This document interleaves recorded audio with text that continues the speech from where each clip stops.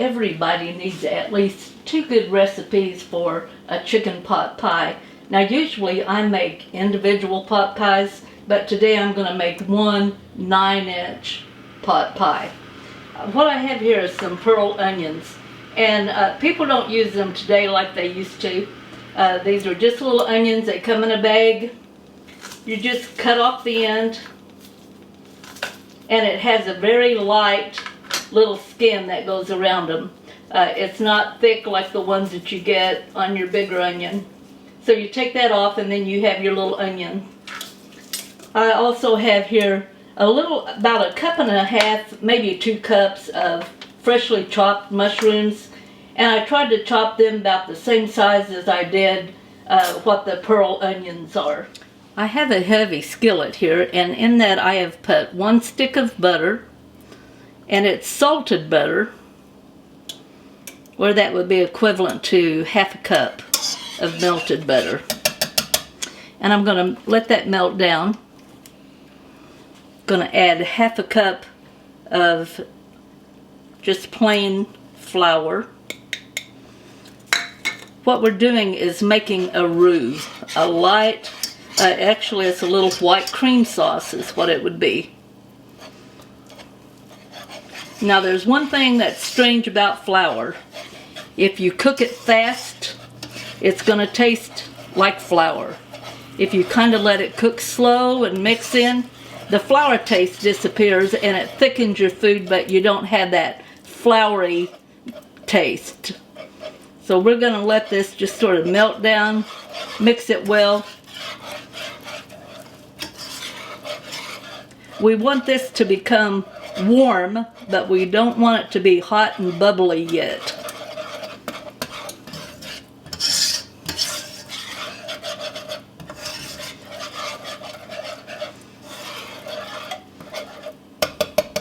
And we're just going to watch that until we see it begin to bubble just a little bit around the sides.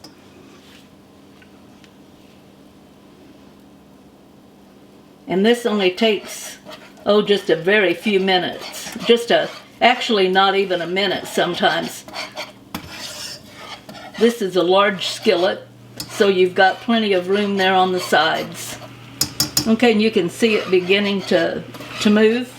Okay, before that has a chance to really get to a boiling stage, we're going to add 1.5 cups of half and half.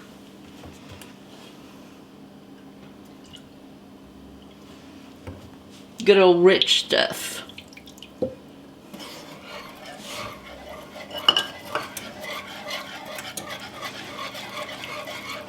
And we're going to mix that in. Smooth it out.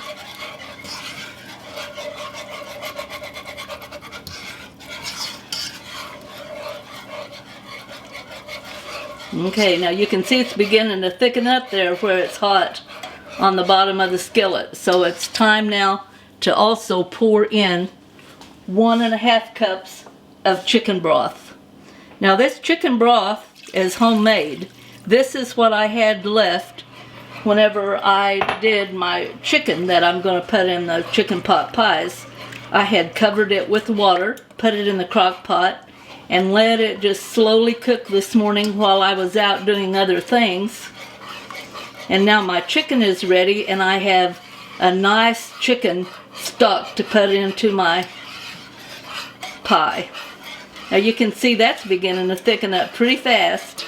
I have my heat on medium.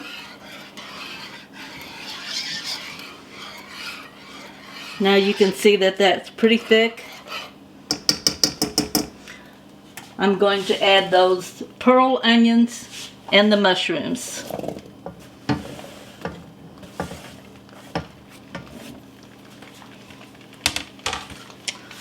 And 1 cup of, what I've got here is some frozen mixed vegetables. You can use all peas or all green beans if you want. This pot pie is just however you want to make it. It's getting nice and thick. I'm going to turn the heat off.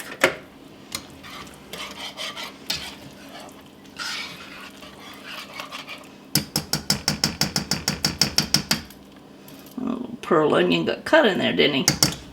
And to that I'm going to add 3/4 teaspoon of salt.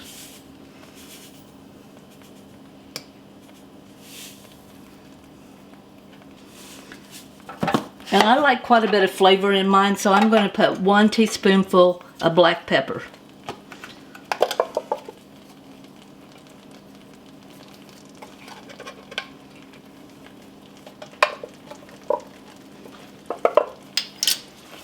Stir that in a little bit.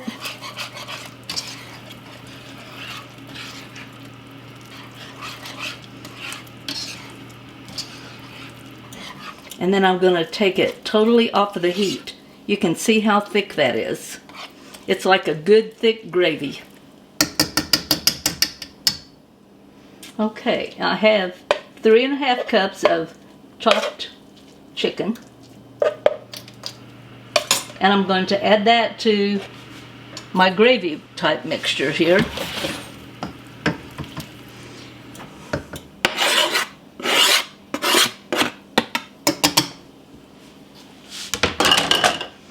And we're just going to stir that in.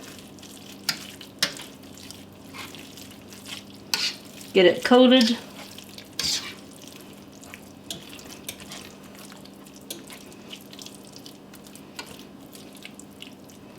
Okay.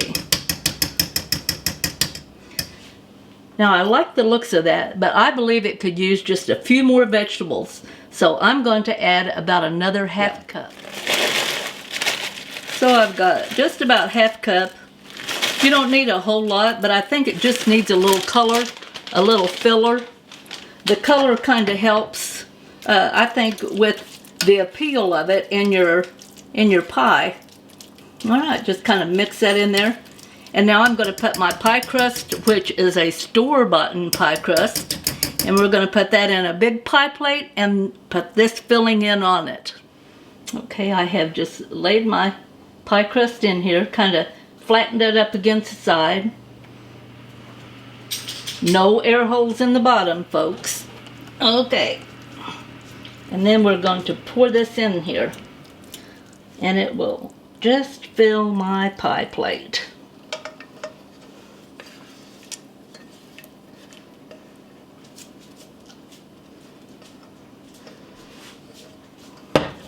Every cooking utensil I have weighs a ton. I don't know why. I like the heavier cast iron. I like those that's really nice and sturdy. For my kind of cooking, they hold up better. Okay, and now I have the top layer, and I'm just going to put that over the top. Take your hand and kind of push it down in the side. What you're doing is kind of creating a dome there in the center. Okay, and then we're going to crimp it. And that helps keep all of the juices and everything inside that pie.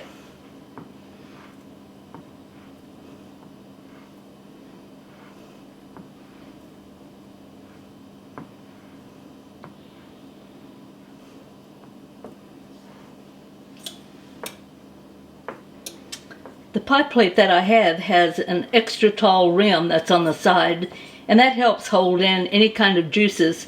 I have several pie plates, and each pie plate seems to have its own use. There's some that are just good, you want it filled up to the very top, and then there's those that you need a little extra space there for it to expand as it cooks without coming out of the pie.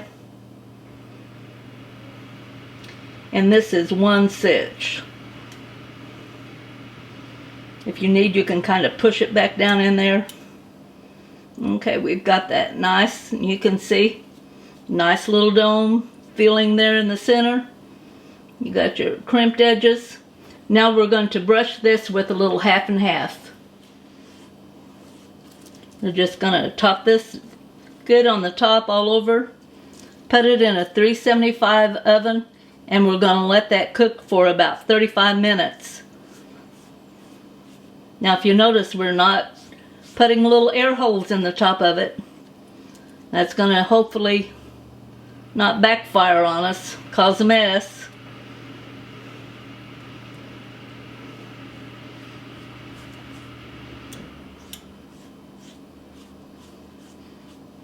Okay, I'll see you in 35 minutes. Okay, I have left this in there 35 minutes. And it has come out just a nice golden brown. I'm going to let this sit here for at least 10 to 15 minutes and let it cool just a little bit so that it will thicken back up before I cut it and serve it.